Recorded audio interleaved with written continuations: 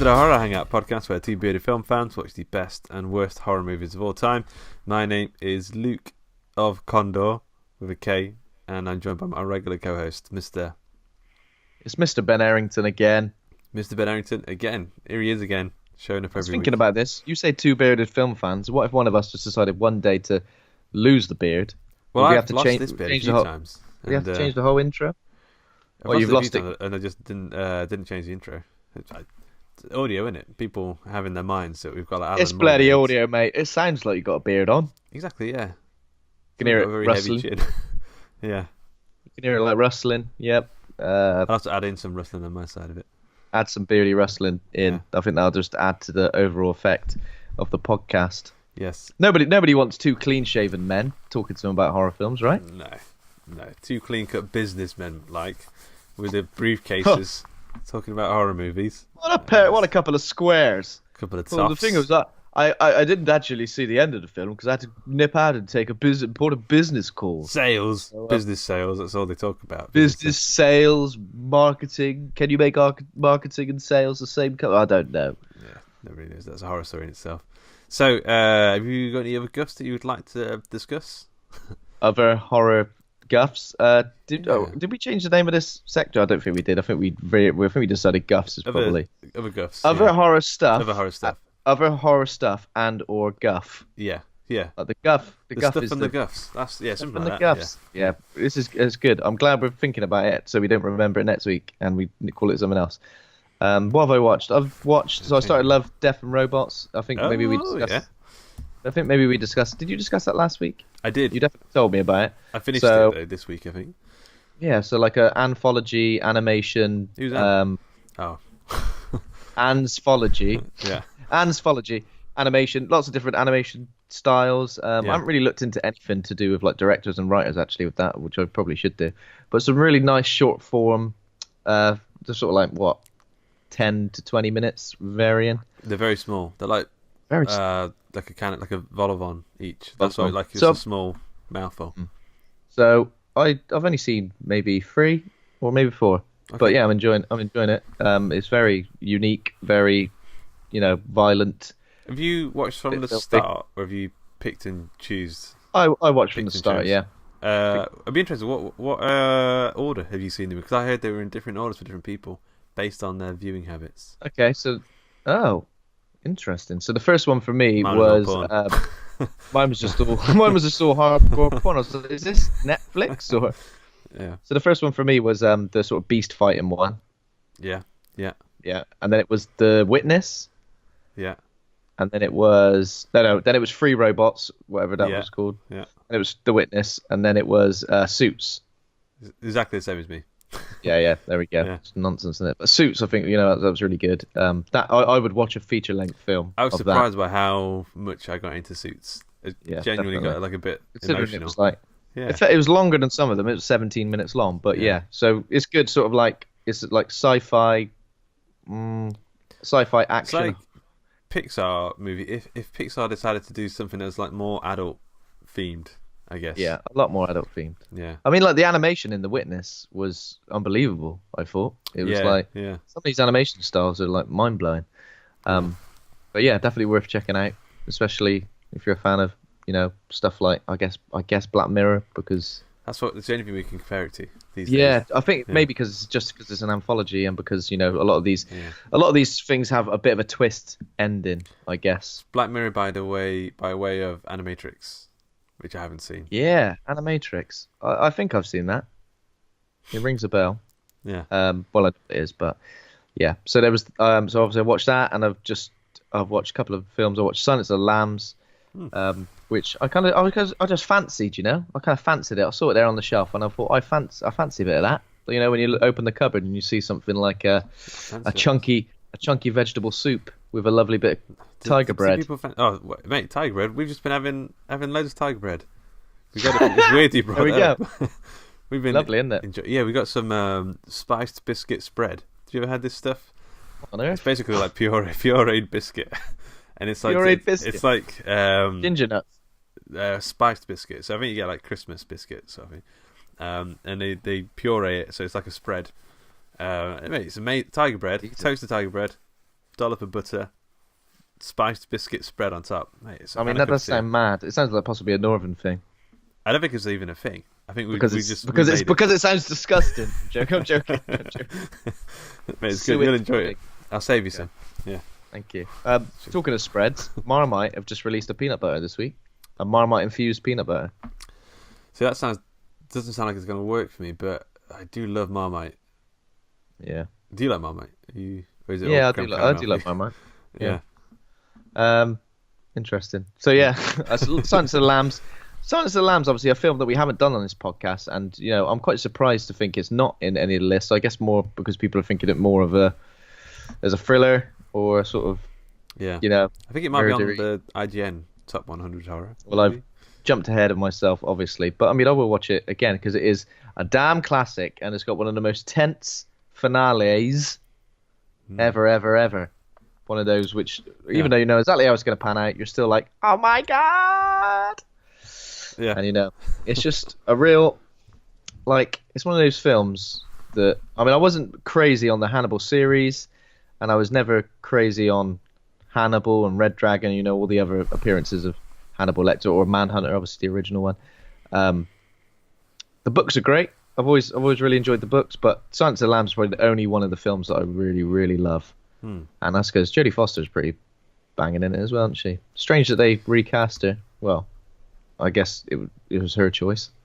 I'm kind of I haven't seen any Hannibal Lecter stuff for a long time. I feel like I'm not. I don't know. Well, I need to get back into. I need to watch. Due to my usage of Letterboxd, which I've been using pretty much for about 4 years now, I managed to check the last time I watched Silence of the Lambs, and it was in 2015. So. One of those, isn't it? I thought it was long overdue. A visit to the old Hannibal Lecter, Buffalo Bill nonsense. So I watched that, and I also watched the Motley Crue film, The Dirt, on Netflix, which was so over the top, utterly ridiculous, but really, really fun. Was it real? Was it? Do you think it's actually what happened with the Motley Crue? No, I think some things they've obviously changed, but they're sort of like fourth wall breaks and knowing winks to the camera, which kind of go like, this isn't really how it went down, but it's far more interesting this way. So it feels like Bohemian Rhapsody, but if they've gone, right, we're going to do Bohemian Rhapsody, but we're going to show all the horrible, sticky underbelly of it. Yeah, good choice of words. But it's also going to be a bit tongue-in-cheek and a bit knowing, so we're going to be like, yeah, we've changed this. It's obvious we've changed this, but it was ridiculous, but I'll check it out. I did enjoy it. I was a bit of a Motley Crue fan at one point in time, but it didn't last long. I've been a bit of a casual listener. Never but I've always been sort of fascinated by their story, and I did actually read the book, The Dirt, but that was probably Neil Strauss, I think, wasn't it? By Neil Strauss. Is he like I think they all chipped in, didn't they? And then I thought Neil Strauss wrote it. I thought it was written by all of them, but altogether, maybe I got that wrong. But yeah, it's a perfectly adequate rock biopic. With some really good performances as well. Machine Gun Kelly, not always a person that I've ever really rated in any way. Yeah. Especially choice of name, but he plays Tommy Lee, and he's awesome. He really embodies it. The only things that didn't work for me, there are a few changes in tone where something really serious happens and it kind of comes a bit left field and then sort of goes back to this sort of whimsical, almost comical, straight away, and it feels a bit disjointed in that way. But who made the film? Do you know? It was made. It was directed by the Jackass director. What's his name? And his name is Justin. Oh God. No, sorry, Jeff Tremaine. Jeff Tremaine, okay. Tremaine, yeah. So he did Jackass, Bad Grandpa, all that nonsense, great nonsense. This, as far as I can tell, this is his first film, narrative film. Well, Bad Grandpa was a narrative. Oh film, God, you say that, but I've not even seen it, so I've got a memory of laughing out loud at one bit. In Bad Grandpa. I'm going to say I've got a memory card with all the Bad Grandpas saved on them. And the outtakes. Where I remember he goes on, these little rides you get for little kids, and outside the front of the shops, it's 50p, and he go on. I think I've seen a clip of this. Yeah, he sits on it, and I don't know what happens, but it's like a rocket, and it shoots off, it malfunctions, and fires him through a window. I just remember it making me chuckle like an. It's because he would have actually done it. Yeah. Johnny Knoxville. Yeah. I got confused because there was also a film called Dirty Grandpa. Oh yeah, came that's out 2016 with Robert De Niro. Yeah. So Bad Grandpa 2013. Then there was a Bad Grandpa .5 2014, and then Dirty Grandpa 2016. What's going on? What's this fascination with Grandpa? Grandpa's acting out, eh? Horrible Grandpa 2019. Horrible Grandpa 2019. Smelly Grandpa. That's my grandpa. Smelly Grandpa 2019. Racist Grandpa. Everywhere and Brexit everyone. Grandpa. Brexit Grandpa. Leave means leave tattooed on his chest. Yeah. There we go. And apart from that, I've been playing Alien Isolation, which is unforgiving. Oh my god! Like I never finished. In terms of the actual play of the game, like if you make a mistake, the PlayStation, man, like the PlayStation game, like it is unforgiving. You can't make a mistake. You think you think I haven't made a mistake, and then you get owned by the alien, or you're in a cupboard really quietly and you haven't moved for like literally 5 minutes, and then you move and it's there. Yeah, I think that's the one where if it listens to your microphone, right? So if you apparently this might be complete bullshit. So when I'm in the thing going, go away, go away, go away, go away, you can hear it. I've got the motion tracker thing out, and I always think, can the alien hear that? The motion tracker thing. Oh right. Oh yeah, maybe yeah. I think he can. So I'm sure he can. And are you making that noise as well? Yeah, I'm doing that noise as well. Yeah. I mean, it is a great game. Like, you can't. If you play a game like that and you're thinking, I'm not going to hide from it, I'm just going to get out and attack it, shoot my way through. Can't do that. No. Well, I'm starting to get. I like that format. Like it was like Outlast was a similar sort of thing. But I remember, so I played Alien Isolation a little bit, and it was a lot of hide and seek. It was a lot of like sneaking around and waiting for people to move. Because I got stuck on the first bit with the people. There's 3 people with guns, and it took me ages to get past it. You walked over to them. All right. Pretty much. All right, mate. I like it though because I think in survival horror games there's always like a section like that. There might be a part where you've got to like creep around to do something, but games aren't usually all that. Yeah. So even though it's a few years old, like I think it is. Even now, it feels really unique in the survival horror environment. So yeah, but I'm getting frustrated because the saving's a bit dodgy. Where if you save, you kind of have to go back and save again. There's no real like auto save function. Yeah. Which I guess just kind of makes you feel like an idiot in the world of modern gaming when you go back to stuff like that. But yeah, if you ever have to like replay a bit of a game because of, like the save point is slightly before. That's not modern gaming, is it? That's you just go, this bit again. Yeah, there's a bit I'm on now. I think I've played it about 5 times. Still haven't done it. And I played Alien Trilogy on the PlayStation 1 as well. Revisited that, which is good fun. They've kind of like squashed all 3 Alien games together into like one plot, and it's just like a very Doom / Wolfenstein first-person shooter running around. You can't go too wrong with that. Up. You can't get too wrong with that. I mean, it is confusing because you do get lost. I think in modern games, you used to sort of like waypoints telling you which way to go, but in older games, you kind of just got to make your own way, haven't you? Back in the day, we used to like have to either figure it out or stop playing the game. Figure it out, or you knew someone who could do that bit, so you get them in, or find it in a magazine. Yeah, game facts. But that this was back when the internet was difficult to get on. Yeah. Or just good old word of mouth. Yeah. And you get a lot of dodgy information in that way. Yeah. What about you? Not too much. So I finished. Oh, my cape's falling off. So I finished Love, Death and Robots, and it is good. Finished it? Yeah, finished it. Completed it, mate. And then I didn't really watch too much. I think I've been reading a lot. I've been reading The Deep by Nick Cutter. Okay. That was the March book of the month, was it not? It was, yeah. So he wrote The Troop Readers Club, which The Troop I think is like such a great horror book because it's like it doesn't take any bullshit. It does what it does, and it feels like you're in a really solid horror story.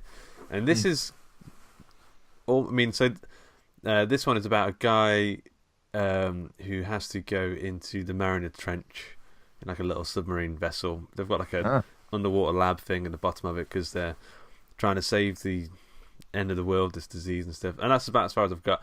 But it's got plenty of. There's not many authors who can describe stuff in such a way that will make you feel quite as queasy as that. He is very good at.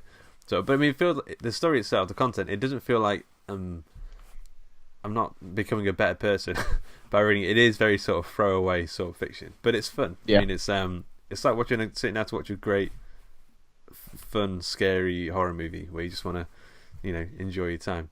Other than that, I watched. Is there anything like Deep Rising? Not yet, but maybe it could happen. Not yet, but yeah, it could be on the cards. Yeah. Other than that, I watched Brigsby Bear. Have you seen Brigsby Bear? I'm not sure actually. Now you say that, Brigsby Bear. It's produced by Andy Samberg and those Lonely Island guys. Okay. So it's all right. It's a lot of. I mean, it's quirky indie comedy drama sort of thing. I recognise the poster, but I don't really know much about it. It's got Mark Hamill in it, and Mark Hamill's like fantastic in it.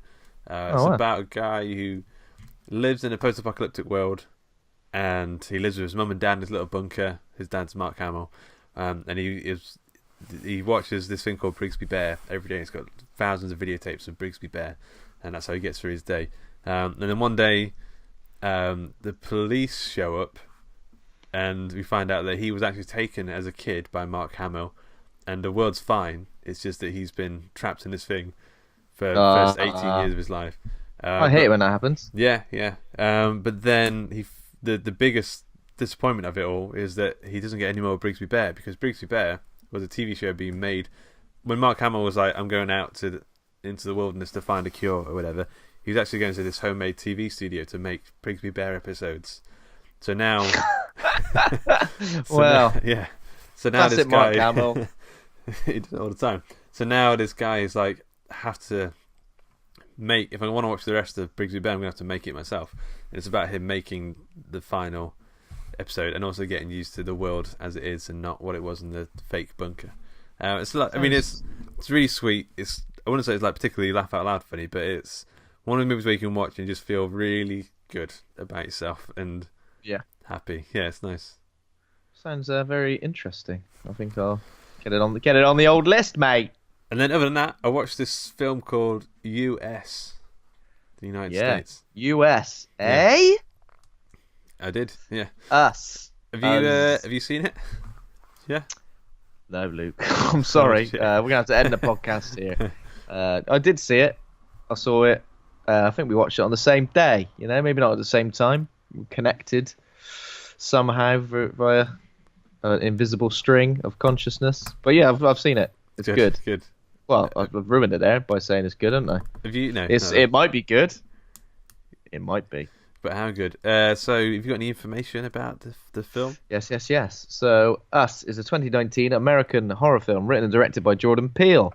Film stars Lupita Nyong'o, Winston Duke, Shahadi Wright Joseph, Evan Alex, Elisabeth Moss, and Tim Heidecker. A family's serenity turns to chaos when a group of doppelgangers begin to terrorize them. Which is fortunate. 95% on Rotten Tomatoes. IMDb 7.5 out of 10. It's right on the money there.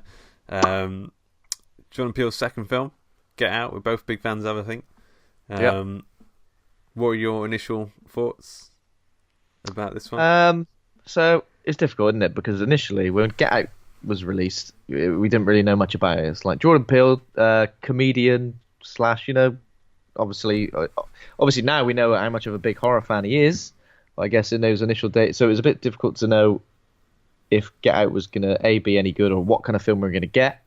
I think it kind of blew all expectations out of the water and was a very different film to what I think everyone kind of thought. Because I think initially I was a bit like a weird sort of thriller, but obviously it's got horror elements. And I think it kind of wears its heart on its sleeve. It isn't afraid to get crazy. You want to get crazy? Let's get crazy. And I think this film's the same. Like, obviously, there's a real distinctive undercurrent of social commentary and things that Jordan Peele's trying to say without being too obvious. There's lots of lots of imagery that can kind of be taken in one or two different ways. But it is a very... I feel the same with Get Out. It is a horror film, of course. It's a horror film. It's not necessarily what you would call like... It's creepy, but is it scary? Not sure. But it's got this sort of like comedic element to it as well, which kind of like guides you by the hand throughout it. But I think one of the things that makes this film so good is just Lupita Nyong'o's sort of dual performance, which I think was, mad, really, just how good she was in both the leading roles that she played. I think the soundtrack's ace as well. The soundtrack's really good, like kind of creepy, feels a bit omen-y, especially with like this weird sort of opening credits scroll that we get, and a good use of just general music as well. Beach Boys, NWA, and of course the I Got Five on It remix, horror remix, which since coming out is one of those songs that the thought of that, having a horror remix of that, but then the chord progression is genuinely quite unnerving. And the but there's some really piano bits sound just like they're sort of reminiscent of like Nightmare on Elm Street style piano twinkly bits, and it does. This is the thing. Like since Get Out was released, and since I kind of find out a bit more about Jordan Peele and his history and stuff, and sort of the kind of films he likes, these films are very like they're saturated with, but not in a bad way, but just like classic horror, classic horror elements. From everything, from the visuals, the music, the way sort of plots unfold. He clearly is a man who loves the genre, and I think that is, as I said, it's a very unique horror film. Like you could watch this film presented in a different way and maybe think it wasn't a horror film, but it totally is. Did you see that he tweeted? He said, "Us is a horror film." Because of the whole thing about Get Out was like. Yeah, because Get Out was weird. Where I think it got nominated as a comedy, like for a Golden Globe, right? And I think but a lot of people now are saying, comedy's finally getting horror's finally getting the shot on the arm it needs and being saved. And I don't agree with that. I think horror's been constantly brilliant for a long time. Yeah. Since the Cliff Edge, I'd say. Since my Cliff Edge of like 1968, that was an horror got good. Finally, yeah. But yeah, what did you think of this film? So I think because I didn't watch any trailers or anything like that. I went into it pretty blind. You didn't watch any trailers at all? No. That's crazy. I think I went to watch something else and the trailer came on. Oh, the same thing happened to this time. The trailer for Pet Sematary came on. Maybe there's meant to be. I've heard rumblings about there's some change to the story, so I had to sort of close my eyes. I think people thought I was just very scared of the trailer. I was like, yeah, you had a giant popcorn and you just stuffed your head right in it. Pretty much, yeah. Found my other head buried within. Disgusting. But yeah. So I mean, Get Out I really like it, and especially more so on like revisits. I think it's a great film, and I just wanted to know if Jordan Peele, if it was a fluke or if he was like the genuine article. And I think this film is amazing in a lot of ways. I don't think it's perfect. Like some of the humour doesn't quite work for me, and it felt a bit flat in the cinema. I think there's a problem with logic, but I could have done without any exposition at all. Just gone full. Yeah, I think if they kind of went with like the big reveal, the final reveal, obviously. Yeah. So if you're listening to this, spoilers for us throughout. Okay. Yeah. There was a big chunk of exposition which I felt like I didn't necessarily need, and left me with more questions than gave me answers. Not like questions like, oh, I wonder what the history is of that. And I was thinking like, if that's the case, then how does that physically work? Like, there's lots of like sort of running scenarios. I did kind of think about that. I think if it was left to our imagination a little bit more, where there was a bit of a question mark surrounding it, but then again, this exposition is given to us by a character who, we're not necessarily. Well, there's a second reveal that I don't think makes 100%. It makes some of the film not make sense, which we'll probably go into. Okay. But it's good. I mean, like I said, that I think if it kept with a sort of the slightly more metaphorical, allegorical route where you don't have to explain everything, I think it would have been a lot more potent, and I think it wouldn't have left like a bit of a sour taste in my mouth at the end.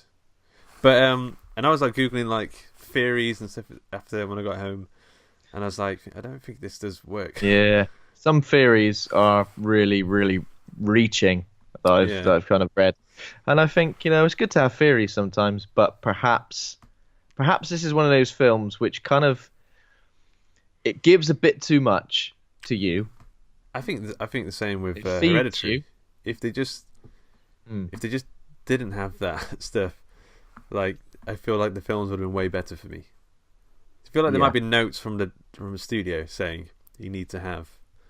Yeah, we need to know what the hell's going on. Yeah, because I think films like this, they don't want to be disrespectful to like a mainstream audience, and I'm not trying to be disrespectful to a mainstream audience, but some people who see a horror film marketed as a horror film, unfortunately, if you're like a casual fan of the genre or something, you want to go to watch a horror film and you want to get jumpy moments and stuff like that. I guess you don't really want to think about the social class system being presented in a horror film, stuff about identity and poverty. I've sort of read about this film being a metaphor for. Yeah, well, that's so good. Maybe I'm not, as I said, not being disrespectful to mainstream audiences, but mainstream audiences, you're bloody idiots, mate. You're all bloody idiots. I can't expect you all to have your head switched on like me. I mean, I knew what was happening all the way through. All right. Yeah. No. I'm saying like there are parts where it does feel like it gives you a little bit too much. I mean, I wouldn't say Jordan Peele is the kind of director who would disrespect his audience in any way. Of course not. No. But especially with a big film like this where there's a huge amount of expectation. Yeah. It might be an issue with the fact that it's a doppelganger story. Doppelganger stories are always metaphorical to the point of I don't think you can inject any logic into them usually, because there is no logic there's no scientific logical underpinning to them. You just have to take them as a metaphor. So like the Richard Howard film, what is that it? The Enemy? I've not seen The Enemy, but I imagine that's a similar sort of, I don't think that's you've written a doppelganger story.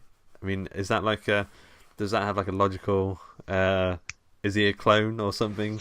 Well, I wouldn't want to ruin the short film, which isn't even out yet. The Other, coming out at some point this year.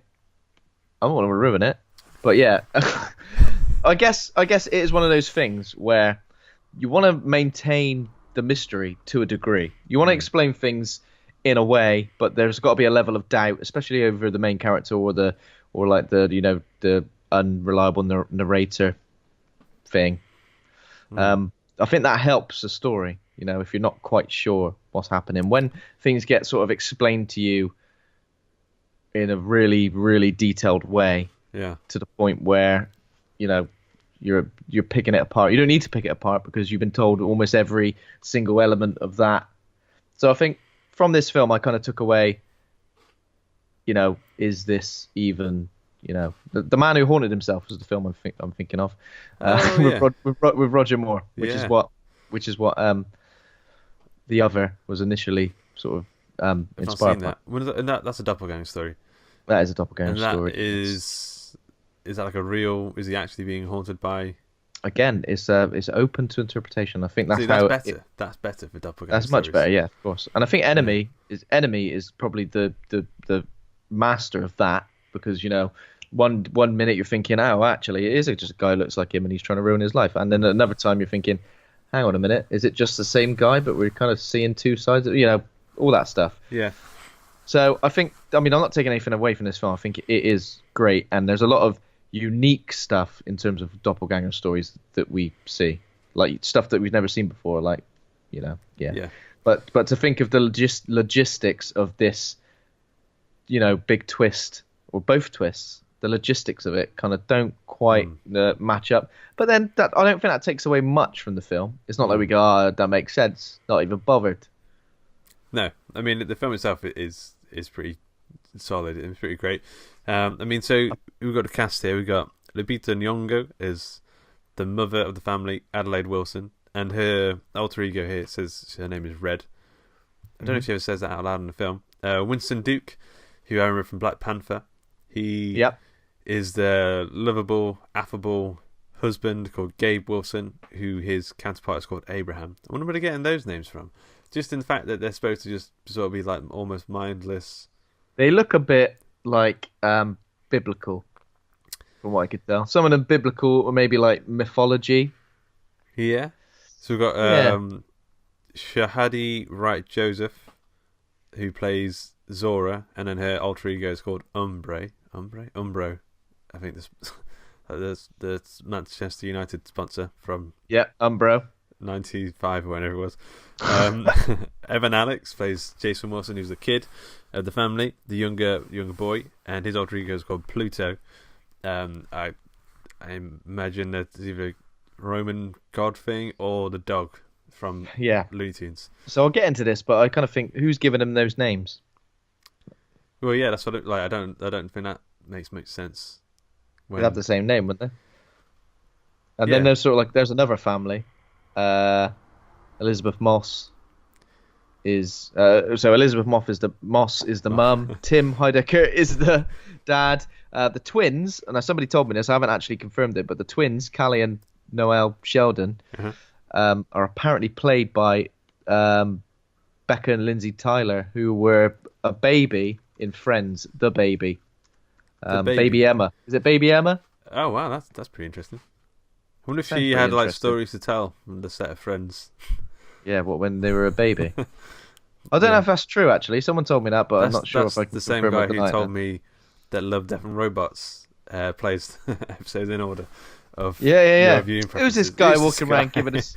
Yeah. And also an actor that I really have enjoyed the work of recently, Yahya Abdul Mateen II, who plays Black Manta in Aquaman.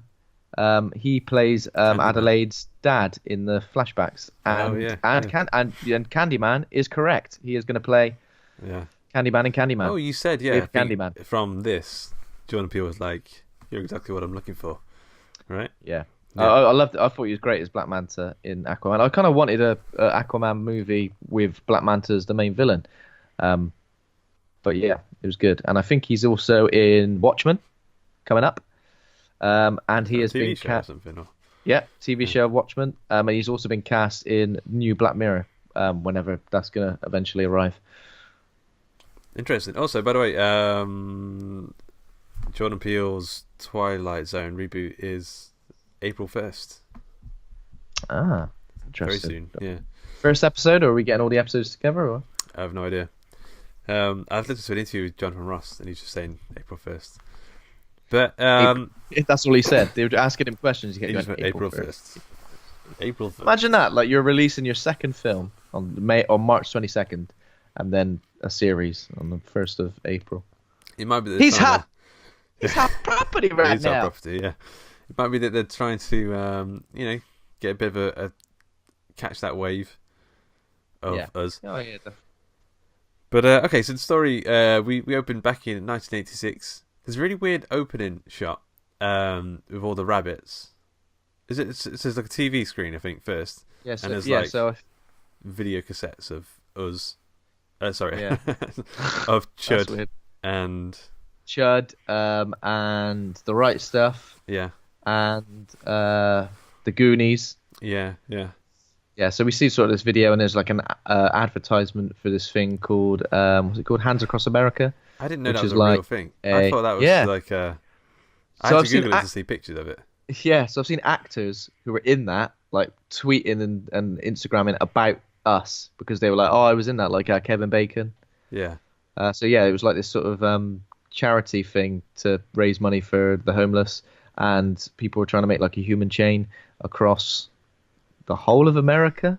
Yeah. Which seems again a logistical nightmare.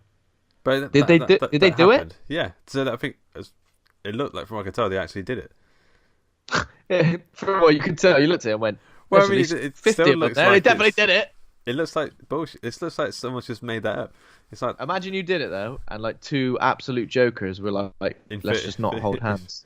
Hold hands. I think two jokers in 30 years' time were like, "Nah, they didn't really do it." Yeah. Like, don't hold hands, and then when they keep doing it, 30 years later, come out and go, you know what? We didn't hold hands, so that chain never actually really happened. Yeah, whole thing collapsed. Yeah. Screwed. But then there's all the rabbits, and it's like a white rabbit, and it's like a he sort of music, and it zooms out. It's a long take, and it's like, and you start to see a few black rabbits, and I wonder how many people are looking at that and going, I wonder if the ratio of white to black rabbits has something to do with the plot of this film. Yeah, people are going to be counting things, just doing all the maths. So Jordan Peele. Do we get the intro stuff first before we get that? Oh, maybe, yeah. Possibly. Yeah. So yeah, Adelaide is on vacation in Santa Cruz. On vacation. Santa Cruz. Yeah. Her parents. So her parents. Her dad's like he wants a beer. He wants a laugh. A bit of tension between the two of them. She's really quiet. She's kind of walking along, not really saying anything. And then her dad is what's he doing? Like knocking balls. No, he's playing whack-a-mole. Yeah, he is. Yeah. He's playing whack-a-mole. And he wins a T-shirt. Wins a Michael Jackson T-shirt. I was like, topical. Topical. Yeah. Jordan Peele knew that was gonna be topical. And Adelaide wanders off when her mum says it's expressively, "Don't wander off." She does, which so she deserved everything she got. So there's a scene. There's a bit where she walks out towards the beach, and we saw like a storm brewing in the distance. And then she turns around and sees like a funhouse hall of mirrors, which I think is a bit weird because it's like facing onto the beach. Seems a bit creepy, doesn't it? Seems a bit dodge, reminiscent of Big. His name. Because he always used to scare me. Tom Hanks. Not Tom Hanks. The what's his name in the box? Yeah, the wizard thing. Yeah, shaman dude. Yeah. So this is. I'm not gonna do this for the entire thing. So the other version of Adelaide has like a Thriller T-shirt, it's like a poorly recreated version of this T-shirt. Who made that prop? Who made all like the stuff that the tethered people would wear? Do you know what I mean? Yeah, I know what you mean. Okay. But I'm not gonna. I guess. Yeah, let's not do any reveals of stuff until we get to the point. Then we can drop back in. So she goes to like this hall of mirrors, which looks like there's no one in there. It's abandoned. And she kind of gets a bit scared and tries to run out, but she like knocks into the mirror, and then she starts whistling. This was a bit strange because she seemed really scared, and then she started whistling. Yeah. But then we thought maybe that's a way of her coping with being scared. She was whistling Itsy Bitsy Spider, right? I didn't know what song it was. I thought it was 10 green. I thought it was 10 green bottles initially, but I think it is Itsy Bitsy Spider. But it's one of those where that kind of sounds the same, like Old MacDonald and Twinkle Twinkle kind of sound the same. Yeah. And you can't do the Superman theme without going into Star Wars. I can't. Yeah. And then someone joins in with like a perfect fifth harmony on the whistle. Someone's kind of just whistling. It sounds a bit shit, doesn't it? Like you'd be like, "Oh, I've ruined it." Yeah. So she kind of like is looking around, looking a bit scared, and then she backs into what seems to be someone who looks identical to her from the back, at least. And when she turns around, she sort of makes a big old terrified face. But then we don't see what she saw, and then we get that big opening title with the rabbits. Shot with the rabbits. Yeah. So we're like, rabbits are key to this somehow, but how? What does it mean? Yeah, I'm still not 100% sure how, really. Thematically, anyway. But it looks good, doesn't it? A load of white rabbits like mucking about, running around. Very cute, yeah. So then now we're in present day, and we've got an adult Adelaide. Or do we get the bit of a sort of background thing yet of her not talking and?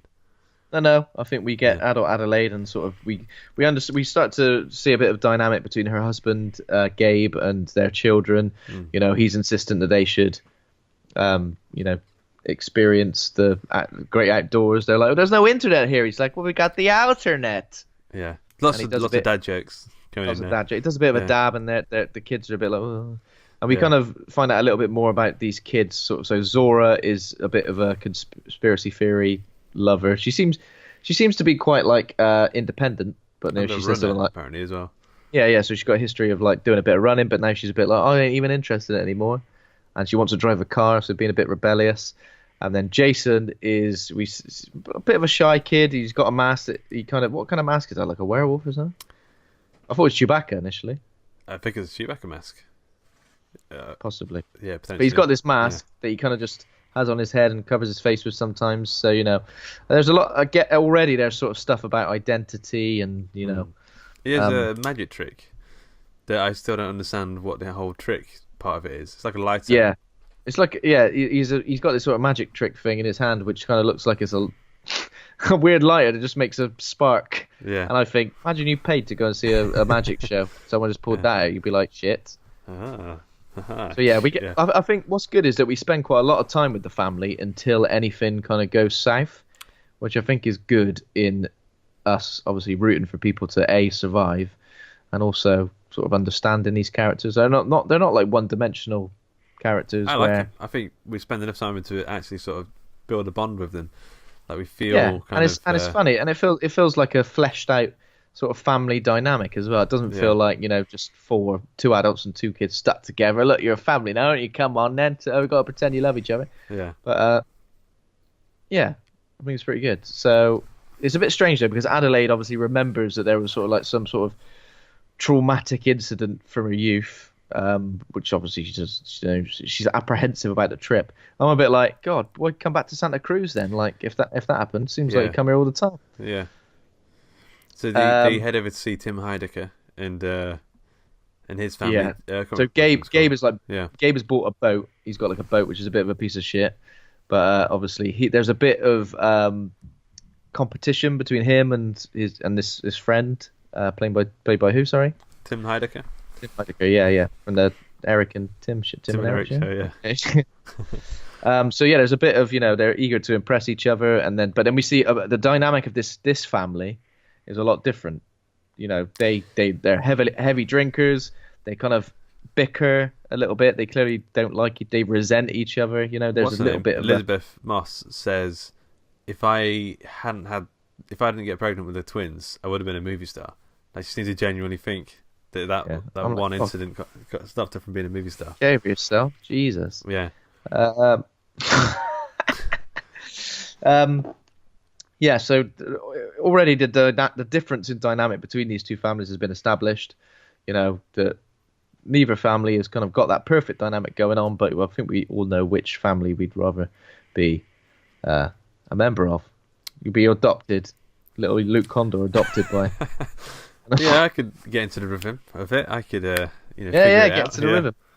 So yeah, obviously this is where we get the first instance of that. I got 5 on it song as well when they're driving to the beach. Which is like, I can't even remember much about the soundtrack of Get Out, but I remember it having like. So the soundtrack of Get Out, I don't remember much, but I remember that one bit when he goes to the sunken place being really quite moving. And I think there is kind of like a main theme as well. Yeah. Which is recognisable. Yeah. So when we're at the beach, little Jason in his Chewbacca mask and Jules' t-shirt when he's at the beach, risky. Decides to wander off, and this is where we think, I think he goes for a Waz. He goes for a wazzy woo woo, but when he comes out, he sees a dude sort of standing in a T-pose. He's got 11 on his head. We didn't see that at this stage, right there? No, but are we not supposed to know it is him? But there's a lot of things that Adelaide is seeing, which are sort of what she saw as like similar to what she saw as a kid, and she even mentions it. She says, I'm seeing a lot of coincidences for what happened. So there's a lot of coincidences. There's a lot of symmetry. There's a lot of things lining up perfectly, which she kind of thinks is representative of this dark force that she experienced in that Hall of Mirrors all those years ago, getting closer, and sort of that's why she kind of unsure about Santa Cruz being a bit of not a good place for her. I think just go on holiday somewhere else. Get yourself over to the UK. Yeah. Get yourself to Skegness. Yeah. Get yourself some chips, sit on the boardwalk, and just watch the seagulls. Seagulls swoop down. So this dude in the T-pose is kind of like his hands bleeding. We see he's like in a big sort of overcoat type thing. We don't really see much of him. We kind of think maybe Jason's been fudged up at this point because he kind of vanishes for a while. Adelaide starts to panic. Everyone kind of kicks off a little bit. But then he just comes back. He goes, all right, I'm back. You twats. All right, I'm back. Jesus. Just and then smoked a cigarette. I just smoked a doobie, mate. And then that night, basically, Adelaide sees that he's drawn a picture of that man, with him looking at that man, draw a picture about it. And then she goes, "What's this?" And he goes, and then she goes, "Who's this?" And he says, "I don't know." But then I'd ask more questions. All right, well, what is this? Where did you see it? Did you see it? But she doesn't do that.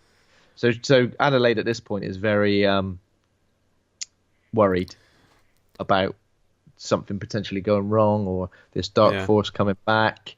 She explains to Gabe what happened to her all that time ago, and he kind of just goes a bit like, "What?" Yeah. Hey. Well, it's like how I would react if Kat told me that, like, oh, I think I saw a ghost on that street corner when I was 5. I'd be like, well, ghosts aren't real, so we're fine. yeah. Ghosts are real, love. All right. Okay. Okay. Well, no, I definitely saw someone who looked identical to me. Yeah. Probably looked like a little bit like you. Yeah. What was that? Ricky Gervais who was saying, "Do you know how to know if a house is haunted? It isn't. Ghosts aren't real." Yeah. Like, I think it's an afterlife. It's good. But you were saying that you didn't think that this is like a scary sort of thing. But when the doppelgangers turned up, I was pretty terrified. I actually struggled to watch. I felt tense, but probably tense in the same way that I would with like a thriller, like a home invasion thriller or something. Yeah. Like, I mean, it was scary, but no, it wasn't like. Okay, maybe I'll take that back. Maybe I didn't mean that, but you know what I mean. I know what you mean. I know what you mean. So at some point in the night, one of them says, "There's a family outside," and then when they go to look, it's them. We don't really see who it is, but everyone's trying to stay calm.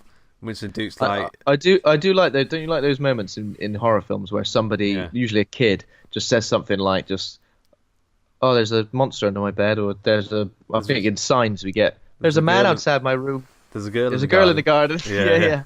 I like that. It's kind of like, what? Oh. Yeah. Huh? So Winston Duke, he's like, "Don't worry, I'll sort it out." He goes out, and I like how he gets increasingly black. Like every time he goes out and gets a bit, you can tell he's starting to get a bit worried about the fact this family won't leave, and then he gets the baseball bat and he starts talking about things are going to be crazy. Because he doesn't strike me as the kind of man who would like turn to violence immediately. He seems a bit unsure of himself. Yeah. He's a bit like, well, I mean, he's like a big guy, like Winston Duke, especially in like Black Panther. He was like he's an absolute unit. Yeah. But in this, he's a little bit unsure of himself. Obviously, it's strange what spectacles can do to a man, right? Yeah. I mean, they can really make a man look like a wimp. You ready? Oh, no, you're not threatened by me at all now, are you? Yeah. Pee-wee's Big Adventure. Over there. Pee-wee's Big Adventure. So, great stuff. He goes out again, and then I think he said, "I'm going to call the police." And then what's her name goes, tick, tick, makes a little tapping noise. 2 kids dart off. So so Adelaide does call the police. Like, she calls the police immediately. Gabe's a bit like, "What the hell? Are you calling the police over that?" Yeah. And she kind of like I'd be like that with Kat as well. I'd be like, "Don't call the police. It's just I understand." So, Adelaide initially, like, she's terrified, but at the same time, she's not like out of control. She still maintains a certain amount of control. What I like about it is she like pulls her kids really close. Holds shit. You're not that over there. Pulls her kids really close. Yeah. Holds on to them. She's like, no. Do you know what I mean? Like, there's no. She's not unsure about anything. You know, like, oh my god. She is terrified, but she sort of maintains an element of control by calling the police immediately. You know what I mean? Doing those things that perhaps you see in horror films and you think, well, why don't they just do that immediately? She kind of does do that immediately. She calls the police when things haven't even really gone that wrong. So I guess that's why this horror film sort of goes a bit against the grain in that way. Yeah. But yeah, the family of doppelgangers, Red does do this little... And they all sort of scuttle away. And then Winston Duke's doppelganger, he's like being stalked by Jason. He's got that sort of presence. He looks massive. I was genuinely very concerned that Winston Duke was going to get his head like caved in. Yeah, I thought there was a definite chance he was going to get killed off pretty much immediately. Yeah, I would have been heartbroken as well. I thought it was great. It would have got me, but he doesn't. I mean, they break in pretty easily. It was a very spooky, sort of creepy scene. Most home invasion things are when people start breaking into the house. Yeah, definitely. But then they sit them down. They they realise it's them, like a complete mirror image of them. But then what's her name starts talking. It's like she's doing like backwards voice. Hello, you know that sort of voice. Yeah. So she's So obviously her voice is like none of the others can speak. So like Winston Duke's doppelganger goes, oh, hey, yeah, it's a good impression. Hello. Oh. He's a bit like that. Yeah. Pluto is like doesn't speak at all, kind of growls. Purrs like a cat as well at times. Yeah, and Umbre, who is Zora's. I don't think she says anything. She just has a weird sort of like smile. Very creepy smile. Yeah. Very creepy smile. So then, what seems to happen then is that the Adelaide gets handcuffed to a table, and then Red kind of basically everyone sort of splits off with their own doppelganger. Winston Duke's doppelganger takes him out into the garden to do a bit of gardening or something. What is he going to do? I don't understand what he's going to do to you. Red tells Zora to run, which she does, but then Umbre kind of like stretches and gets ready and chases after, like a bit of a game, I guess. Well, she says everyone's treating it as a bit of a game. Tethered for so long or something. I want to take my time. Enjoy it, and then they all go to play. Yeah, it's weird. Yeah. Jason's forced to go and play with Pluto, like in a closet, just chill out and have a bit of, bit of time together. And then this is the first time we get a bit of exposition from Red, where she explains that she's been tethered to Adelaide as of the rest of her family. Anything that Adelaide does, she's kind of forced to do. So once she meets her husband, Red meets another husband, forced to have her kids. But kind of Red is living the really horrible version of her life where everything's kind of, they're down somewhere in the dark. It seems like every positive thing that happened in Adelaide's life, Red was getting the opposite, the bad version of it, where the son barely escaped getting caught in a fire. Her son actually was caught in the fire. Where his name got a pair of glasses at Specsavers, 2 for £150. Winston Duke's other version didn't get any glasses. Didn't get any glasses. No, he got 0 glasses. Where the runner girl, she got to watch all the conspiracy videos she wanted. The other one was like just had to make it up. No internet access. No internet. Dial up. I think she was still one of them had a lovely bowl of crunchy nut, Kellogg's. The other one had a bowl of crunchy nut, Asda. Were they even crunchy nut? I think they were just this is Asda. Yeah. Crunchy nut cornflakes. They're like weirdly soggy. There's like no crunch. Like, I don't know how is there no crunch in these Special K? Yeah. So what's the name? They get on a boat, don't they? Gabe and his doppelganger. Yeah. So Gabe Gabe's doppelganger like puts him in a bin bag. I don't understand what's going on. Puts him in bin bag. He's like, you go and enjoy your time with your doppelganger before you kill him. I think it's the whole idea. But no other doppelganger seems to be doing this. It's only our core family who like to do it.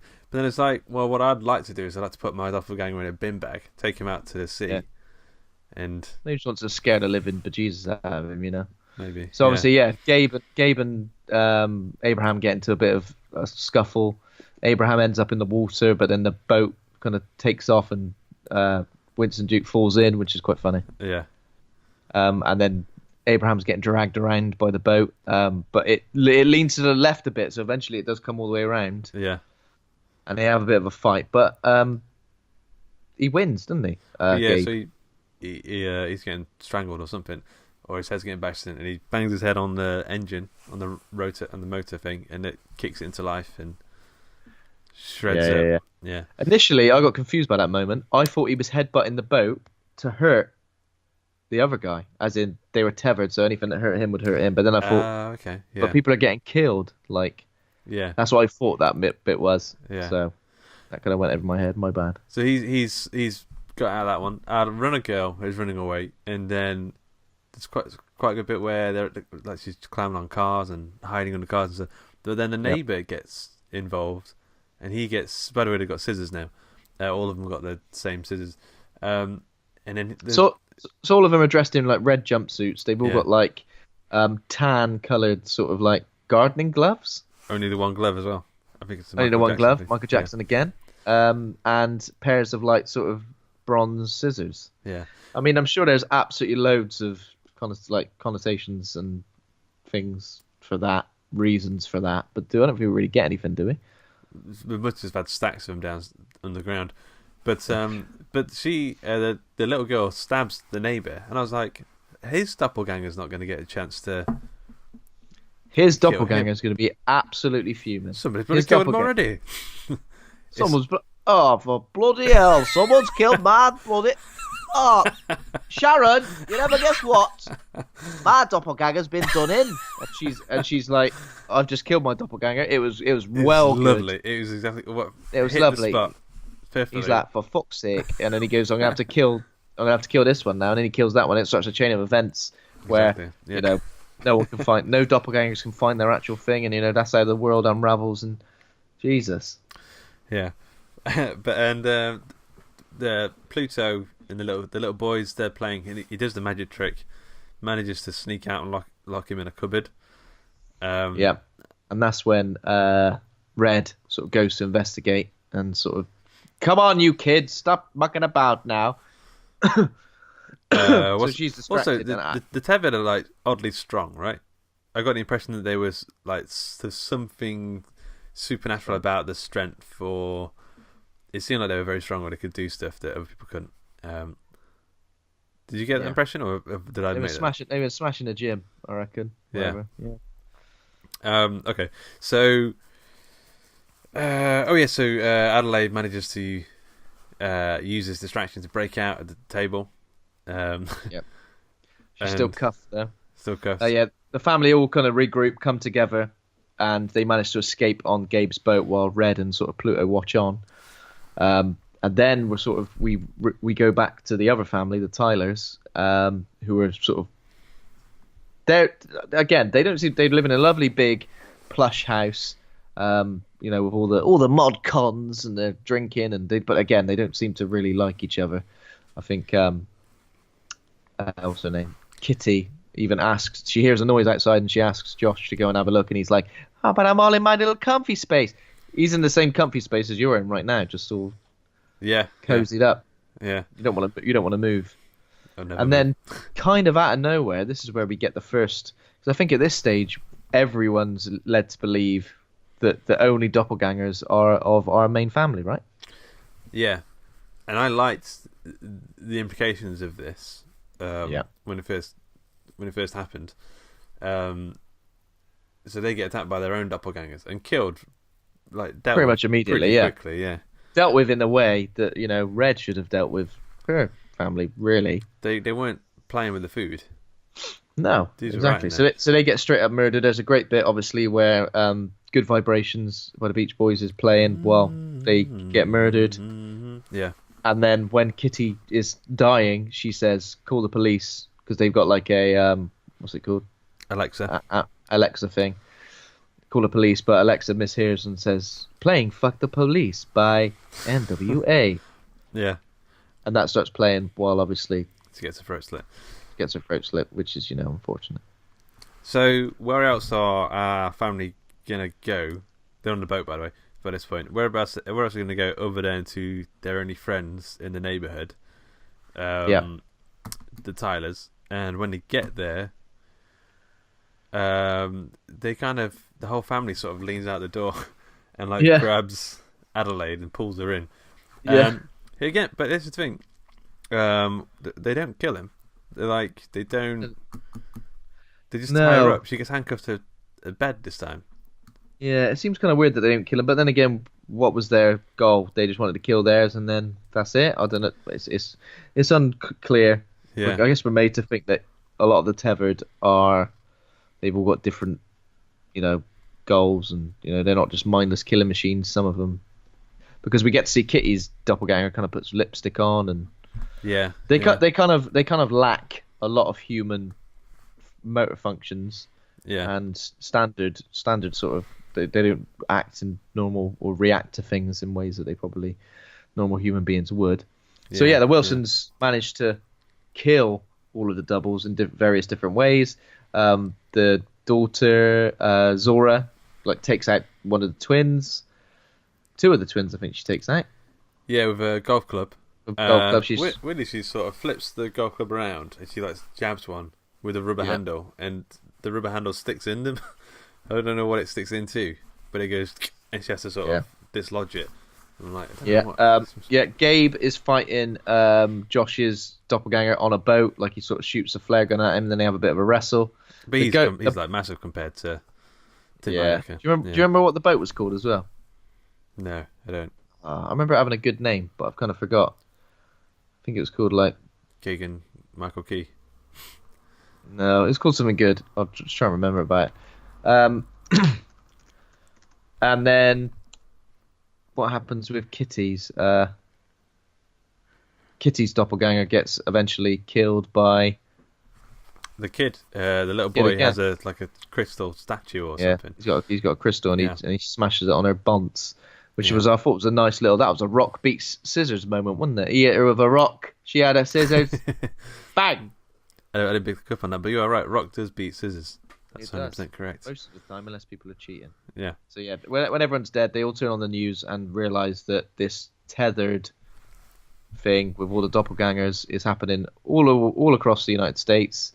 And what they seem to be doing as well is, after they've done a bit of murdering, they seem to be joining hands together to form like a massive human chain, which is reminiscent of what? Of what, Luke? Hands Across America. Is that? Hands Across America, is that? Yeah. I thought it was a trick question. I wouldn't test it. I thought it was a trick question. 5 out of 5. Okay. So I got 5 on. Let's see if you can get all 5 of the quiz, and then you can actually sing that. I got 5 on. I got 5 on it. Yep. So they think, let's just drive away. They get into a car. There's one bit where the young girl she must have caught him by running, and they're like, "Who's going to drive? I've killed one of them, so I should be driving." And they do like a kill count. That's humorous. Probably not likely to happen in this situation, but it's quite humorous. There's a joke earlier as well where Gabe says about just staying in the house and making Home Alone style traps. Yeah. To which Adelaide says, "Tell me you didn't just reference Home Alone." And some of the kids say, they say, "Are you going to sprinkle micro machines in front of the window or something?" And one of the kids says, "What's micro machines?" And the girl says, "What's Home Alone?" Jesus Christ! You guys don't even know you're born, man. I bet kids know. Does your little one know Home Alone? Yeah, she knows Home Alone, but that's just because I like Home Alone, so I've showed it to her. Any opportunity to basically live out Home Alone, I would take, even if it meant my family were like in danger. I'd be like, right, get those paint cans strung up. So there's a Christmas horror film. I don't think you've seen it. Called Better Watch Out. I know a lot of people don't like it, but it's pretty much the horror version of Home Alone, and I recommend you watch it. Just when you said paint cans, there's a good scene. There's a good paint can moment. Yeah. So the daughter who's driving, who wanted to learn how to drive early in the film, but hadn't got around to it, she runs over her doppelganger. Runs over her so hard that she flies up and lands in a tree. Yeah, it's kind of like in half. Is she like in half in a tree? Or like it looks like she's bent but fully backwards. But then Adelaide goes out to see her, and then there's a little bit like mothering, like in her final moments, like she's trying to calm her down in a death. But she doesn't seem to be in pain. She seems to be like smiling still. She loves a bit of pain, it would seem. Yeah. So then I think we start to go towards. How does this even happen? Because why did he go to the Santa Cruz beach? Why would you go there? I think they just kind of accidental. I think Adelaide says at some point that they should get to a boat and go to Mexico. So get to like the coast, and I guess the Santa Cruz beach is the closest coast. Get a boat and get yourself to Mexico. That's kind of her plan. When she realizes it's going south for pretty much the whole country. And it's kind of like sunny now. And Pluto kind of appears in the road. And Adelaide gets out and she kind of walks up to him. And again, it seems like she feels a bit mothering towards this one as well. Yeah. And I guess at this point, I kind of thought maybe it's because they look exactly like her kids, Yeah, yeah. So in any way, it's going to be strange to just suddenly go out and murder someone who looks exactly the same as your kid. I mean, that would be strange. Yeah. Anyway, but then Pluto sort of steps back, and we realise there's a sort of a trickle of gasoline. So everyone gets out of the car, realises it's a trap. But then Jason seems to have some sort of control over Pluto, where he kind of still tethered in a way or something. Still tethered, and we'll get to this, but it doesn't seem like many others have that ability. No. So he sort of walks back into the fire, and Pluto obviously burns and dies. But then Red appears out of nowhere and abducts Jason, takes him off. And so Adelaide is going like ham at this stage. She's a bit of a badass. She's like got a fire poker, and she's give me back my children. So she goes off after Adelaide. Zora and Gabe sort of chill out in an ambulance for a little while. Yeah. And Adelaide ends up, by some horrible twist of fate, in the Boardwalk Funhouse, back in the Hall of Mirrors, which is different. It's like, well, it's got a different name, hasn't it? Because the bit that Kat, my missus, who we went to watch the film, she jumped the most at was in the opening of this film when she's a little girl. She goes into it. This little thing jumps out like an owl. Mechanical owl jumps out. Cat jumps at that, and then the exact same owl jumps out at adult Adelaide, and she jumps exactly the same place. And then Adelaide smashes it to pieces. Yeah, she goes in. I don't think she does any whistling or anything this time. I think she just keeps on walking, and then she finds that weirdly nice escalator going down into it looks like you're going into like a shopping centre, into like a Westfield centre, like an underground shopping centre or something. Yeah. And then it's getting more and more weird around this point. There's bunny rabbits sort of loose. There's I don't know. It's like weird. It's like an airport. I don't know how you describe it. It's like a weird little changing rooms and there's stuff. Like different rooms with like cages in and sort of desks where it looks like they've school classroom desks and stuff. So Red tells her. I don't even know. Red tells her. Yeah. So Red basically does a lot of exposition here to try and explain to Adelaide what the Tethered is and how it came about. So it's created by the US government in an attempt to control the public. So there are these weird clones that live underground, clone of absolutely everybody.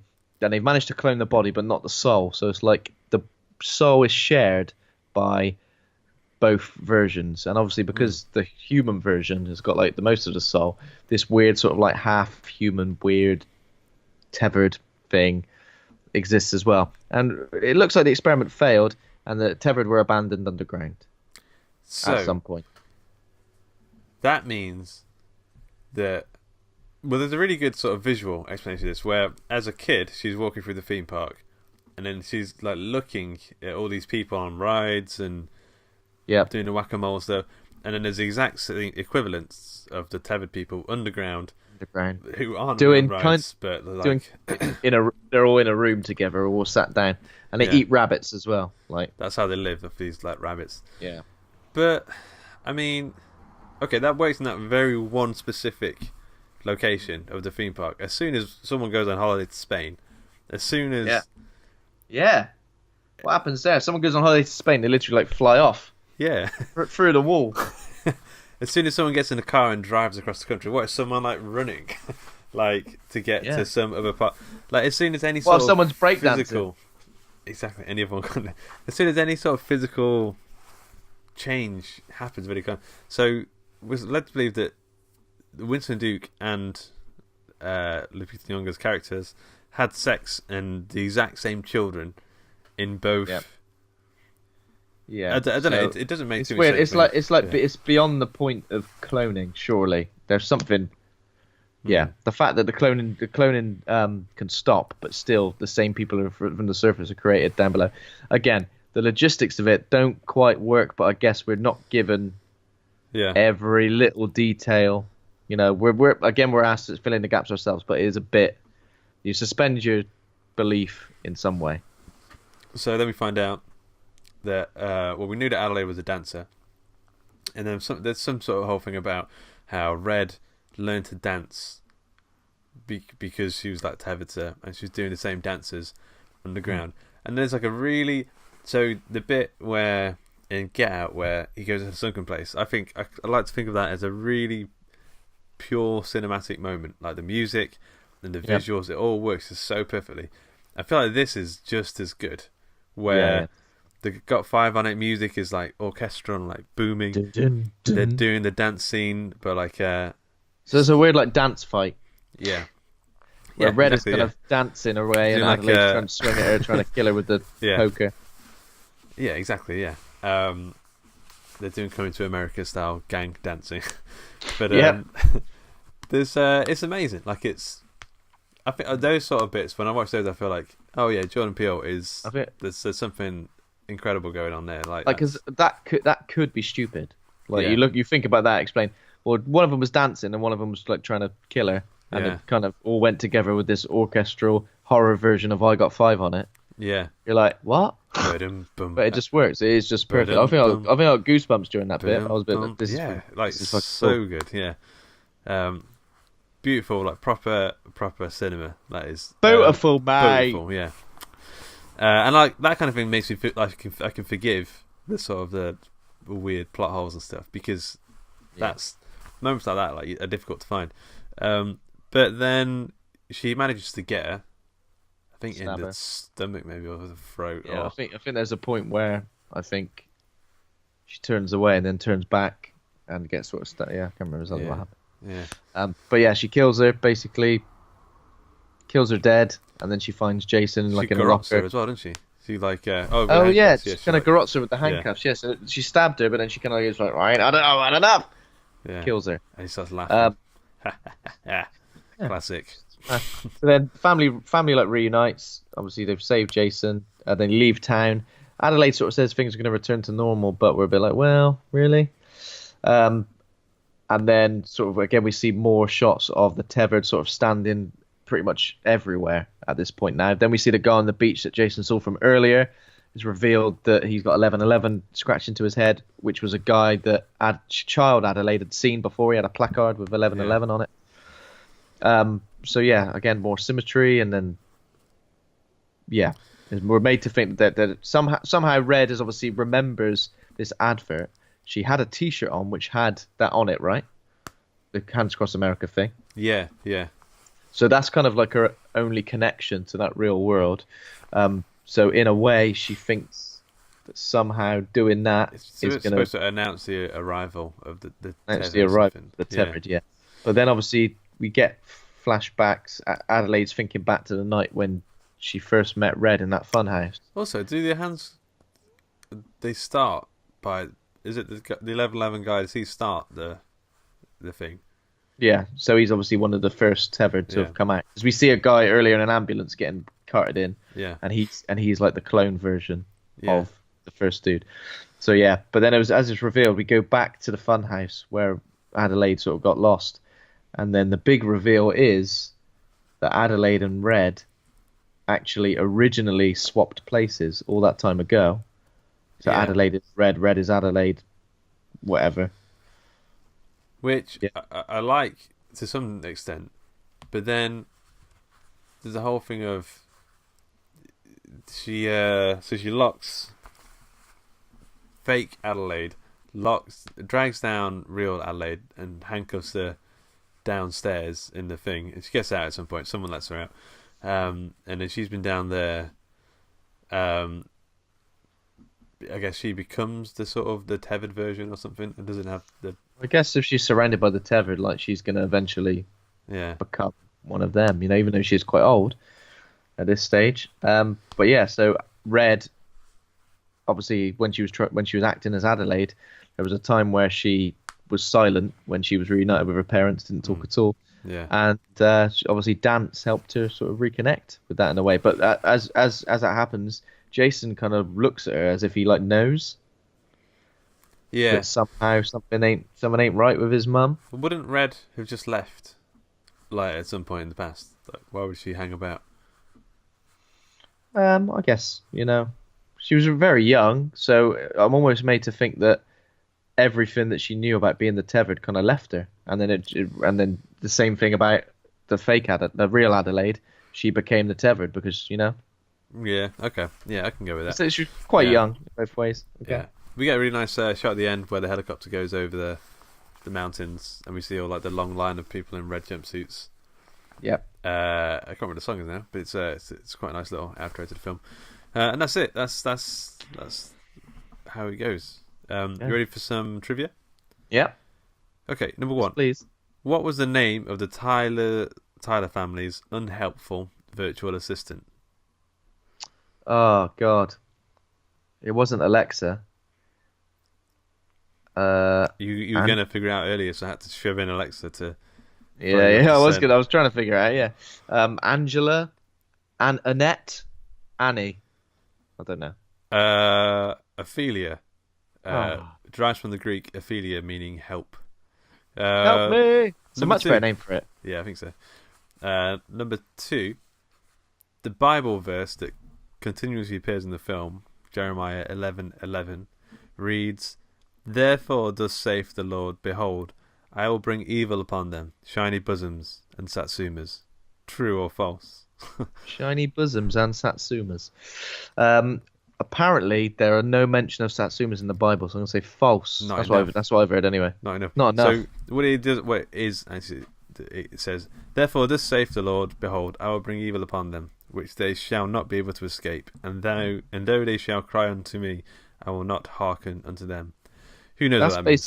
That's basically what Rorschach says in Watchmen, isn't it? They will look up and scream and shout, "Help save me. Us," and I'll whisper, "No." That's all right. Exactly right, yeah. Number 3. What TV show did Peele say he took inspiration from for this film? There's a specific episode of a specific Pacific Time TV show.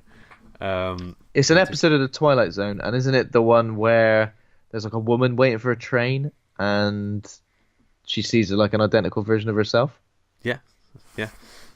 Correct. I think it's called Mirror Image. I think I just read that, mate, somewhere, so can't take too much credit.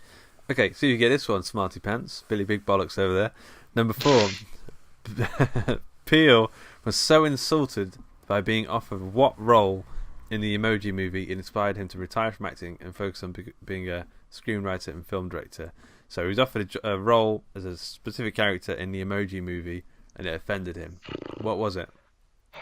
Now, I know who voices the actual version of this character, and it doesn't make me feel any better about saying this, but was he not the Emoji Poop? He was the Emoji Poop, where he got offered the job of Emoji Poop. Oh, my God. Do you know who it is? No. Patrick Stewart. Really? Okay, interesting choice. Really? But, yeah, so apparently, I mean, this could be that guy who's telling us about Love, Death and Robots episodes again. So he decided to retire from acting and focus on being a screenwriter and film director. I don't know about that. But that film utterly bombed.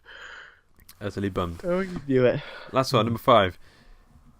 Get Out had a budget of 4.5 million, and Us has a budget of how much? I know this. I know this because again I read it. 20 million. Yeah, correct, mate. You got 5 on it. I got 5 on it. Okay. I got 5. Get in rhythm, Luke. There we go. I don't have rhythm. I wasn't brought up from that family. Yeah, I got you. Got no rhythm. Okay. Bang! You need to rate the film. I haven't even written one down. I'm going to have to wing this. You go. This is a difficult one because I feel like, I know whatever I rate this film now is going to be forever frozen in time in this podcast, and I'm never going to be able to go back on it. But I really do feel like I need to watch it again before I can make like a real big decision on how much I think I liked it. Because right now I'm gushing about it, I'm loving it, but again, there's still a few bits where I'm a bit like, yeah.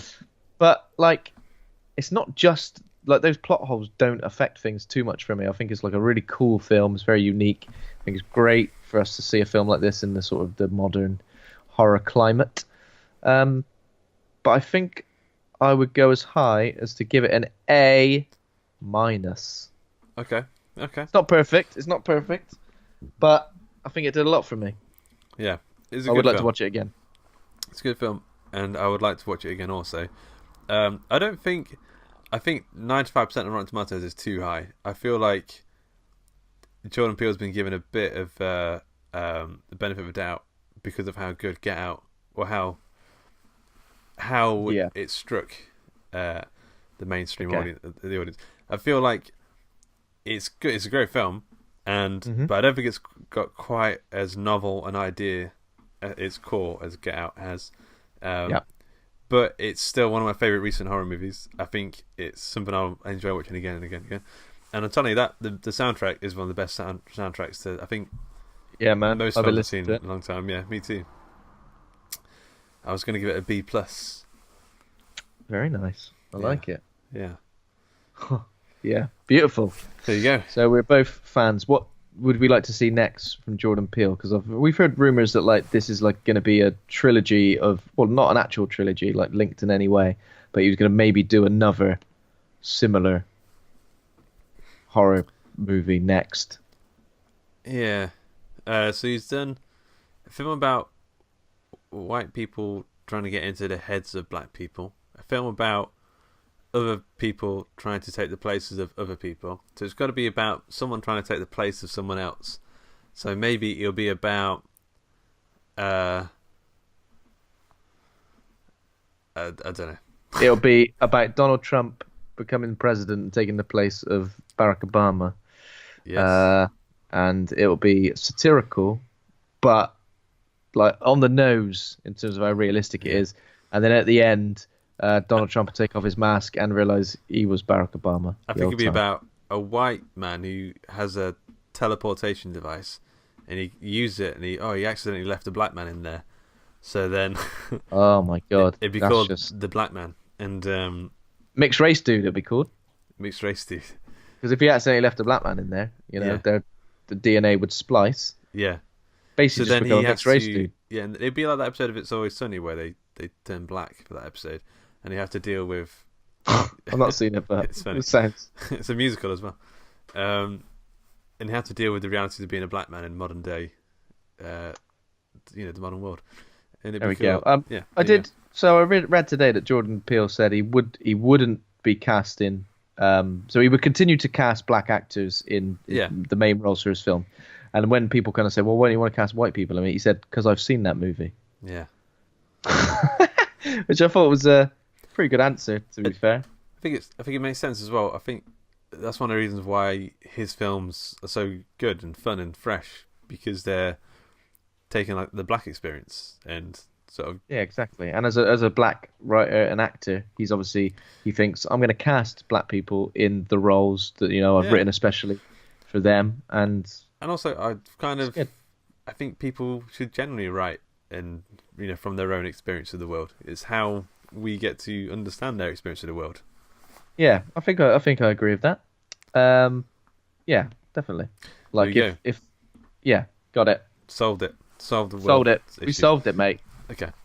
So this show is brought to you by Hawk and Cleaver. Head over to hawkandcleaver.com.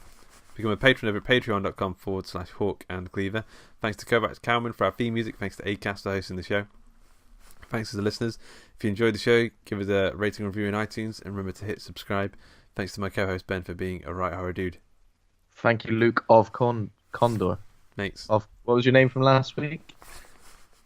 Duke Rondor. Quandor. Duke Nobed. Oh, sorry. It's harsh. Oh, ruined it, mate. Bum Errington over there. Oh, you got me there. Jesus Christ. Yeah. All right. Talk to you in a bit. Take care. Bye-bye now.